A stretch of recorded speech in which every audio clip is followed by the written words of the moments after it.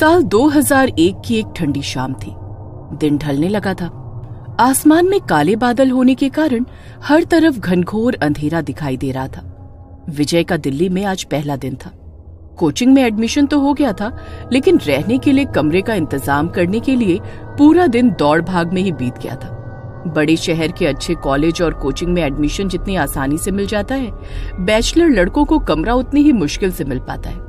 विजय अभी रात बिताने के बारे में सोच ही रहा था कि अचानक एक बार फिर से जोरदार बिजली कड़कती है और विजय अपने ख्यालों से बाहर आ जाता है। वैसे तो दिल्ली में आमतौर पर हर तरफ भीड़ नजर आती है, लेकिन ये आउटर दिल्ली का इलाका था। जिस बस स्टॉप पर खड़ा वो बस आने का इंतजार कर रहा था, वहाँ आसपास कोई भी नजर नहीं आ रहा था। मौसम लगातार बिगड़ता जा रहा था और दूर दूर तक इंसान का कहीं कोई नाम और निशान नजर नहीं आ रहा था।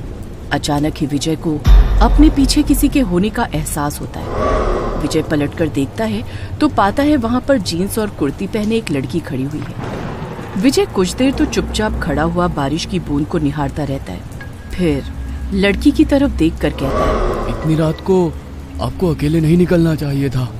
मौसम भी खराब है। आपको अपने घर से किसी को बुला लेना चाहिए था। बस तो पता नहीं मिलेगी या नहीं। विजय के बात करने पर लड़की भी एक नजर विजय की ओर देखती है और उसके बाद फिर से चुपचाप खड़े होकर सड़क की ओर देखने लगती है। विजय को लड़की का ये बिहेवियर थोड़ा अटपटा सा लग रहा था, इसलिए आगे कुछ भी कहे बिना विजय भी चुपचाप सड़क की तरफ देखने लगता है। विजय और वो लड़की लगभग 40-45 मिनट से बस स्टॉप पर ही खड़े थे और अब रात के लगभग 9:30 बज गए थे। विजय को जोरों की भूख भी लगी हुई थी, इसलिए अब वहां खड़े रहकर बस का इंतजार करना और भी कठिन होता जा रहा था। मुझे नहीं लगता इस रूट से कोई भी बस जाने वाली है। तुम दिल्ली के नहीं लगते? कहाँ के रहने वाले हो? हाँ, मैं एक्चुअली जौनपुर से आया हूँ। यहाँ पर यूपीएससी की तैयारी करने के लिए कोचिंग में एडमिशन लिया है। फिलहाल रहने का इंतजाम नहीं हो पाया, इसलिए बस कमरे की तलाश में ही लौटते हुए देर हो गई। तो कहाँ जाओगे अब? देखता हूँ, रेलवे स्टेशन के पास किसी लॉज में रुक जाऊंगा। तुम्हें रहने के लिए जगह की जरूरत है? वैसे मेरी सोसाइटी में फ्लैट खाली है, अगर तुम्हें जरूरत हो तो मैं हेल्प कर सकती हूँ। ओके, अब कहाँ रहती हैं आप? बस यहाँ से कुछ दूर पर मेरा फ्लैट है, मैं वहाँ रेंट पर रहती हूँ। आप चलिए, मैं आपको अपना फ्लैट दिखा देती हूँ। अब इतनी रात को चलना ठीक होगा क्या? आप मुझे एड्रेस दे दीजिए, मैं सुबह आता हूँ ना। ये दिल्ली है, यहाँ कभी रात नहीं होती। और तुम कौन सा लड़की हो जो घबरा रहे हो? वैसे भी यहाँ बस स्टॉप पर रात बिताना सेफ नहीं है। सामने ही कब्रिस्तान है। कई बार लोगों को पैरानॉर्मल एक्सपीरियंस हुए। भूतों पर तो विश्वास करते होंगे ना तुम? कभी महसूस किया है आधी रात को सन्नाटे के बीच किसी की प्रेजेंस को? क्या आप भी? ये भी कोई वक्त है मजाक का? विजय कुछ पल के लिए सोचता है और फिर लड़की के साथ चलने के लिए तैयार हो जाता है। तुम नजदीक में ही रहती हो, फिर आधी रात तक बस स्टॉप पर क्यों खड़ी थी?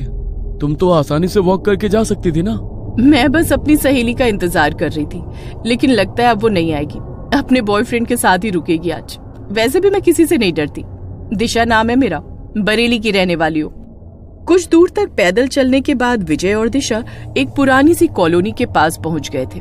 ये कोई सरकारी कॉलोनी नजर आ रही थी। कॉलोनी के एंट्रेंस पर एक लोहे का बड़ा सा दरवाजा था, जिसका पेंट जगह जगह से उखड़ा हुआ था। कॉलोनी बड़ी पुरानी और सुनसान लग रही है, थोड़ी अजीब नहीं है? तुम यहाँ रह लेती हो? हाँ, यहाँ ज्यादा लोग नहीं रहते, खाली हैं काफी मकान। ये 3 नंबर वाला मकान खाली है, तुम चाहो तो आज वहीं रुक जाओ। मैं भी यहीं आगे जो 2 मकान छोड़कर घर दिख रहे हैं ना, वहाँ रहती हूँ। पूरी कॉलोनी अंधेरे में डूबी हुई थी। हर तरफ सन्नाटा था और झिंगुरों की तीखी सी आवाज के अलावा वहाँ कोई आवाज सुनाई नहीं पड़ रही थी। दिशा को हाथ से बाय करते हुए विजय 3 नंबर वाले मकान का दरवाजा खोलकर अंदर जाता है और जैसे ही लाइट्स ऑन करता है, उसे अपने सामने दिशा खड़ी हुई दिखाई देती है। दिशा, तुम तो चली गई थी ना, अंदर कैसे आई तुम? अरे, तुम्हारे साथ ही तो अंदर आई हूँ। अंधेरे में ध्यान नहीं दिया तुमने। अच्छा सुनो, यहाँ पर एक बेड भी है, 1 हफ्ते पहले ही खाली हुआ है। ये रूम अभी रहने लायक होगा। तुम्हारे पास रहने की जगह नहीं है, इसलिए आज रात तुम यहीं सो जाना, सुबह मिलते हैं। विजय कभी सोच भी नहीं सकता था कि दिल्ली जैसे अनजान शहर में पहले ही दिन कोई खूबसूरत लड़की उसे मिल जाएगी और उसकी इतनी मदद भी करेगी। रात बिताने के लिए विजय अंदर जाकर बेड पर लेट जाता है। अगले दिन सुबह उसके सोकर उठने के कुछ देर बाद ही दिशा उसे नजर आती है। तुम अपनी कोचिंग हो आओ, अब इस घर से कोई तुम्हें निकाल नहीं पाएगा। तुम निश्चिंत होकर यहाँ रह सकते हो। लेकिन किराया? फ्लैट मेरे जानने वाले का ही है, तुम चाहो तो मुझे ही किराया दे देना, मैं दे दिया करूंगी। विजय को एक खूबसूरत लड़की का अपने लिए कंसर्न बहुत अच्छा लग रहा था। मैं बैंक की कोचिंग करती हूँ, दोपहर में 2 घंटे के लिए जाती हूँ, उसके बाद जब चाहे मुझसे मिलने आ सकते हो। मेरा फ्लैट नंबर 6 है। एक बात का ख्याल रखना, यहाँ पर आउटसाइडर्स अलाउड नहीं है। किसी बाहर वाले को इस कॉलोनी में लेकर कभी मत आना। और हाँ, कॉलोनी के लोगों को भी डिस्टरबेंस बिल्कुल पसंद नहीं है, इसलिए कभी भी किसी का दरवाजा मत खटखटाना। ओके। विजय को दिल्ली रास आ गई थी। हर रोज सुबह जब वो उठता, उसे दिशा के हाथ का लिखा हुआ गुड मॉर्निंग नोट उसके दरवाजे पर लगा मिलता। वे दोनों अक्सर साथ में बैठकर घंटों बातें करते और अपने भविष्य के सपने सजाते। कुछ दिन बाद, दिशा, कॉलोनी में इतना सन्नाटा रहता है, बाकी मकान खाली है क्या? कभी कोई आवाज सुनाई नहीं देती, कभी कोई आता जाता नजर नहीं आता। क्या बात है, तुम्हारा मन नहीं लगता क्या यहाँ पर? बाकी लोगों की याद क्यों आ रही है? तुम्हें बताया था ना, यहाँ रहने वाले लोग डिस्टरबेंस पसंद नहीं करते, इसलिए ज्यादातर घर के अंदर ही रहते हैं। नहीं, मन लगने जैसी कोई बात नहीं है, तुम हो ना मेरे पास, बस मैंने ऐसे ही पूछ लिया। विजय ने महसूस किया कि दिशा की आंखें इस बात के जवाब में थोड़ी बदल सी गई हैं और लहजा थोड़ा सख्त हो गया है। शायद दिशा पॉजेसिव हो रही है, उसे मेरा किसी और के बारे में पूछना अच्छा नहीं लगा। हर गुजरते दिन के साथ विजय दिशा के और नजदीक आता जा रहा था। जनवरी की खूबसूरत ठंडी शाम थी। विजय अपने फ्लैट की छत पर दिशा के कंधे पर सर रखकर बैठा हुआ था। दिशा, वैसे तो तुम बस 2 मकान छोड़कर ही रहती हो, लेकिन मुझसे अब ये 2 मकान जितनी दूरी बर्दाश्त नहीं होती। एक बात सच सच बताओ, प्यार करती हो ना मुझसे? बहुत ज्यादा, तुम सोच भी नहीं सकते उतना प्यार करती हो।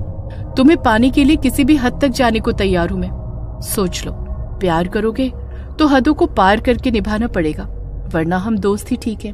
अब बस तो हो गया फैसला, अलग अलग फ्लैट क्यों, हम एक साथ रहते हैं ना। दिशा विजय के कंधे पर सर रखकर बैठी हुई थी और विजय दिशा के लंबे बालों से खेलते हुए उससे बातें कर रहा था। तभी उसने देखा कुछ दूरी पर एक आदमी छत पर खड़ा उसे ही घूर रहा है। चलो नीचे चलते हैं, पता नहीं कौन है वो आदमी। जब भी मैं तुम्हारे साथ यहाँ बैठता हूँ, ना जाने क्यों कहा जाने वाली नजरों से घूरा करता है। अरे पता नहीं आदमी है या भूत, ऐसे आंखें फाड़कर कौन देखता है।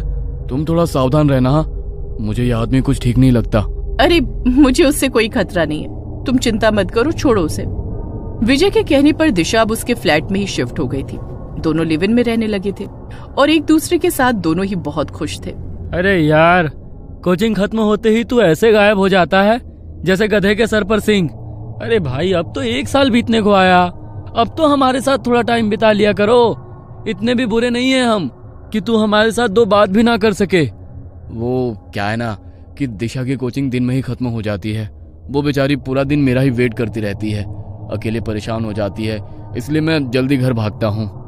दिशा, मतलब तुम शादीशुदा हो? अरे नहीं, शादीशुदा नहीं हूँ, दिशा मेरी गर्लफ्रेंड है, हम दोनों साथ में ही रहते हैं। ओ भाई, गजब बात कर रहे हो, मतलब बिन फेरे हम तेरे। तब तो मिलना पड़ेगा भाई भाभी जी से। देखो, हमारे जैसे बेरोजगार बंदे पर इतना भरोसा करने वाली लड़की से एक मुलाकात तो बनती है, क्यों?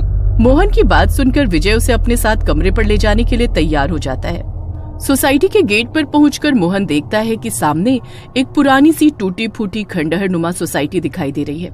सोसाइटी में अंदर जाने के लिए एक गेट है जिस पर झाड़ियां लिपटी हुई हैं। अध खुले गेट से अंदर जाते हुए मोहन हैरानी से चारों ओर देख रहा था। तुम इस सोसाइटी में रहते हो? मजाक कर रहे हो ना मेरे साथ? सुबह से मजाक करने के लिए मैं ही मिला हूँ क्या तुम्हें? नहीं यार, मजाक की क्या बात है, मैं सच में इसी सोसाइटी में रहता हूँ। जहाँ तक मैं जानता हूँ, ये सोसाइटी पिछले 6-7 साल से खाली पड़ी हुई है। अरे यार, तू आउटसाइडर है, लेकिन हम तो यहीं दिल्ली में पैदा हुए हैं ना, हमें बेवकूफ बनाएगा? अरे तुझे गलत इन्फॉर्मेशन मिली है यार, तू चल मैं तुझे दिखाता हूँ ना मेरा रूम, बेवकूफ क्यों बनाऊंगा? मोहन हैरानी से सोसाइटी के मकानों को देख रहा था। तभी मकान नंबर 3 के सामने जाकर विजय रुक जाता है। आ गया मेरा फ्लैट, चल अब अंदर चलते हैं। मोहन अंदर जाता है तो देखता है पूरा फ्लैट बहुत ही गंदा था। हर तरफ मकड़ी के जाले लगे हुए थे। सीलन से पूरी दीवारें काली पड़ गई थी और धूल और मिट्टी ने घर के फर्श को पूरी तरह से ढका हुआ था। विजय भाई, सही मजाक कर लेते हो? इस घर की हालत देख रहे हो? इस मकान की इतनी बुरी हालत है कि यहाँ पर इंसान तो क्या, जंगली जानवर भी नहीं रहेगा। और तुम कह रहे हो कि तुम इस मकान में रहते हो। मुझे खुद अपनी आंखों पर भरोसा नहीं हो रहा है यार। मैं झूठ नहीं बोल रहा हूँ, मैं वाकई पिछले 1 साल से इसी मकान में रह रहा हूँ। और जैसा तुम्हें ये मकान दिख रहा है ना, ये ऐसा बिल्कुल भी नहीं है। मुझे खुद समझ में नहीं आ रहा है कि अभी कुछ घंटे पहले जब मैं इसे छोड़कर गया था तब ये ऐसा बिल्कुल भी नहीं था। कुछ घंटे में इस मकान की हालत इतनी कैसे बदल गई। अरे यार, बिल्कुल साफ सुथरा चमकता हुआ घर है ये। दिशा घर की बहुत केयर करती है। कहाँ है तेरी दिशा? दिखाई तो नहीं दे रही। तू तो कह रहा था कि तेरे रूम में ही रहती है। अरे ऐसे घर में कौन लड़की रहेगी? तेरा मानसिक संतुलन तो नहीं बिगड़ा हुआ है? यार अभी भी सच सच बता, तू ये सब मजाक कर रहा है ना? अरे यार, मेरा खुद दिमाग काम नहीं कर रहा है। ये सब मैं क्या देख रहा हूँ? विजय के इतना कहते ही अचानक ही घर में जल रहा एकमात्र बल्ब फ्लैक्चुएट करने लगता है और एक ठंडी हवा का झोंका उनके शरीर को छूकर निकल जाता है। कमरे के अंदर की हवा बोझिल सी होने लगती है और अंदर के कमरे से खटखट की आवाज आने लगती है। लगता है अंदर वाले रूम में है दिशा, चल देखते हैं। विजय अंदर रूम में जाता है तो वहाँ भी हर तरफ गंदगी और सीलन ही नजर आती है। तभी उन्हें बाहर के कमरे से खटखट की आवाज आने लगती है। विजय अपने दोस्त को लेकर हैरानी से बाहर के कमरे में आता है। तभी उसे एक बार फिर अंदर के कमरे का दरवाजा पीटने की आवाज सुनाई देने लगती है। भाई, मुझे लगता है कि हमें यहाँ से चलना चाहिए। मुझे यहाँ कुछ ठीक नहीं लग रहा। तुझे जरूर कुछ तो गलतफहमी हुई है। मेरी बात मान, तू कुछ दिन के लिए अपने घर हो आ। तेरी तबीयत सही नहीं है। ऐसी हालत में तेरा यहाँ रुकना सही नहीं होगा। 1 मिनट रुक, मुझे याद आया। सुबह ही दिशा ने मुझे खाना पैक करके दिया था, लेकिन मैं टिफिन को ले जाना भूल गया। अभी भी वो टिफिन किचन में ही रखा होगा। रुक जा। विजय दौड़ता हुआ रसोई में जाता है तो देखता है कि वहाँ पर वाकई एक टिफिन रखा हुआ है। ये देख, मैंने कहा था ना, ये रहा मेरा टिफिन। तो इसे खोलकर देख, तुझे इसमें पास्ता मिलेगा। मोहन जैसे ही टिफिन को खोलता है, डब्बा उसके हाथ से छूट जाता है। टिफिन के अंदर रखे हुए खाने में से गंदी बदबू आ रही थी और उसके अंदर छोटे छोटे कीड़े रेंग रहे थे। अच्छा चल, एक बार पड़ोसी से पूछकर देखते हैं। विजय और मोहन बारी बारी से सारे मकानों पर जाते हैं, लेकिन सभी मकानों की हालत बिल्कुल एक जैसी थी। सभी मकान खाली थे और उनमें गंदगी के सिवा कुछ नजर नहीं आता था। अब मैं तुझे कैसे यकीन दिलाऊं? मैं झूठ नहीं बोल रहा हूँ। ये सब साजिश है मेरे खिलाफ, लेकिन मैं कोई बेवकूफ नहीं हूँ जो ऐसा ही फंस जाऊं।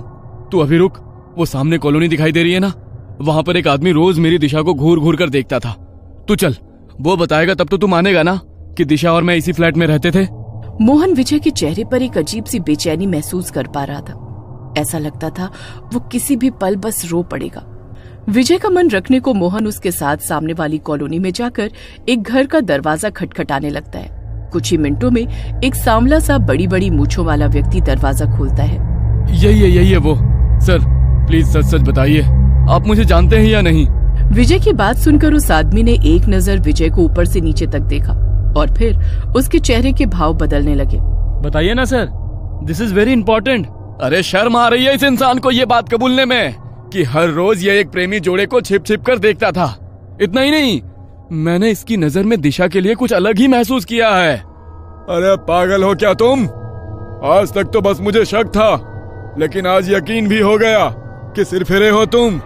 यह लड़का रोज सामने जो डीडीए के खाली फ्लैट पड़े हैं ना, उसकी छत पर बैठकर पता नहीं अकेले में क्या बड़बड़ाता रहता था। ऐसे बिहेव करता था जैसे ये किसी के साथ बैठा हो। अकेले में ही हंसता, बड़बड़ाता और फिर कई बार मेरी तरफ देखकर गुस्से में मुंह फेरकर नीचे चला जाता। मुझे तो ये कोई सरफिरा पागल ही लगता था जो उन खाली पड़े खंडहरों की छत पर ना जाने क्या करने जाता था। मुंह बंद करो अपना, झूठ बोलता है ये।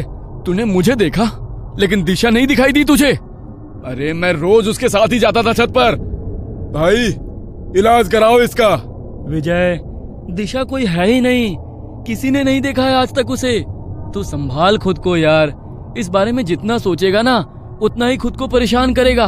देख, मैं तेरा दोस्त हूँ, तेरा बुरा नहीं चाहता। इस समय तू बस कुछ दिन के लिए अपने घर चला जा और घर जाकर अपनी फैमिली को सब सच सच बता देना। जो कुछ तूने इतने दिन अपनी आंखों से देखा वो कुछ और नहीं, बस एक छलावा था। हम तेरे दुश्मन नहीं हैं और ये अंकल भी वही कह रहे हैं जो उन्होंने देखा है। विजय को कुछ समझ नहीं आ रहा था कि जो कुछ वो अब देख रहा है वो झूठ है या जो पिछले 1 साल से उसने देखा या जिया है वो झूठा था। अपने आप को ये समझा पाना कि पिछले 1 साल से वो एक भ्रम, एक छलावे में जी रहा था, विजय के लिए आसान बिल्कुल भी नहीं था। विजय को सब कुछ घूमता हुआ सा नजर आ रहा था। विजय भाई, जिस जगह को तुम अपना कमरा बता रहे हो ना, वो रहने लायक स्थिति में बिल्कुल भी नहीं है। तुम ऐसा करो, मेरे साथ मेरे कमरे में चलो, वहीं से अपने गांव के लिए निकल जाना। विजय ने हाँ में गर्दन हिलाई और उसके बाद मोहन उसे अपने साथ अपने कमरे पर ले गया। अगले दिन सुबह ही मोहन ने उसे उसकी गांव जाने वाली बस में बिठा दिया था। मोहन अपने गांव जरूर आ गया था, लेकिन जैसे अपने आप को ही भूल गया था। वो हर समय बस अकेले में बैठा पेंसिल से एक चेहरा बनाने की नाकाम कोशिश करता रहता। विजय को अपने गांव लौटे 1 महीने का समय बीत गया था। घर में सभी लोग उसे समझा समझा कर थक गए थे कि दिशा बस उसके मन का वहम था और कुछ भी नहीं। लेकिन विजय उनकी बात मानने को तैयार नहीं था। ना तो अब उसका पढ़ाई में मन लगता था और ना ही वो किसी से बातचीत किया करता। इसी बीच एक सरकारी नौकरी में उसका चयन हो जाता है। विजय नौकरी ज्वाइन कर लेता है। काम के दबाव और गुजरते समय के साथ वो धीरे धीरे सामान्य होने लगता है। आज फिर 20 दिसंबर था, वही दिन जब पहली बार विजय दिशा से मिला था। न जाने क्यों आज विजय को बार बार दिशा का ख्याल आ रहा था। देर रात उसे ऐसा लगा जैसे दिशा उसे आवाज लगा रही है। विजय ने उठकर कमरे के बाहर देखा, लेकिन बाहर कोई नहीं था।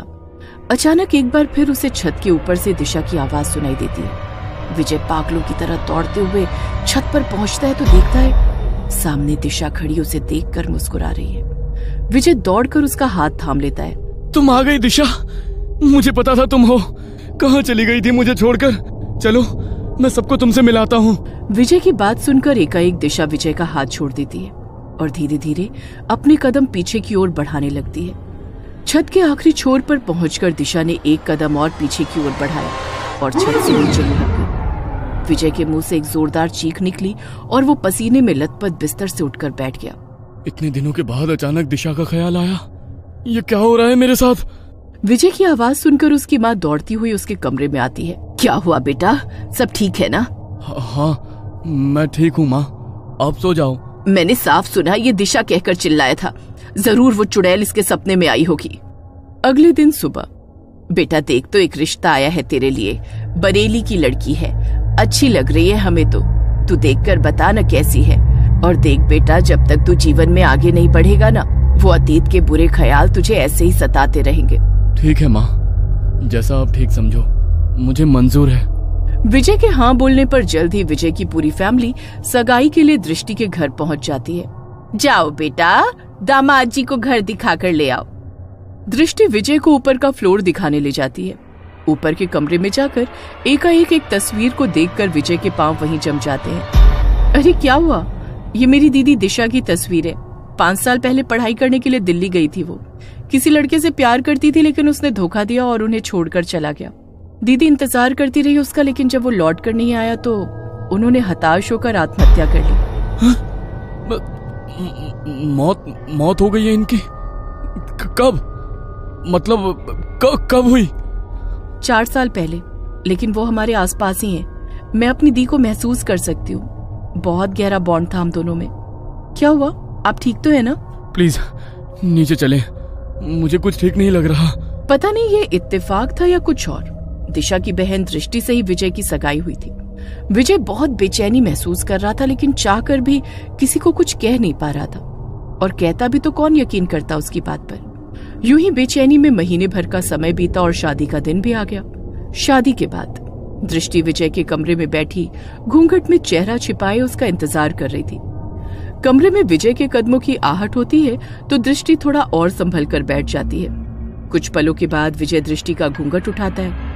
मैंने कहा था ना जान, तुम्हारा साथ में मरकर भी नहीं छोड़ूंगी। बहुत लंबा इंतजार कराया तुमने, अब कोई भी हमें अलग नहीं कर पाएगा। इतना कहकर दृष्टि जोर जोर से हंसने लगती है। विजय को पहचानते देर न लगी कि ये आवाज दृष्टि की नहीं बल्कि दिशा की है। कांपते हाथों से वो बिस्तर से उठकर दूर खड़ा हो गया था। दृष्टि की पुतलियां धीरे धीरे सफेद हो रही थी। चेहरा भयावह और निस्तेज दिखाई पड़ रहा था। धीमे कदमों से वो विजय की ओर बढ़ रही थी और विजय कांपते शरीर के साथ जमीन पर गिर गया था। प्यार करती हो ना मुझसे? बहुत ज्यादा। तुम सोच भी नहीं सकते उतना प्यार करती हूँ। तुम्हें पाने के लिए किसी भी हद तक जाने को तैयार हूँ मैं। सोच लो, प्यार करोगे तो हदों को पार करके निभाना पड़ेगा, वरना हम दोस्त ही ठीक है। अब बस, तो हो गया फैसला। ये कहानी आपको अच्छी लगी हो तो हमें सब्सक्राइब करें, हमारा इंस्टाग्राम और फेसबुक पेज जरूर फॉलो करें। और हाँ दोस्तों, सब्सक्राइब करना भूलना मत।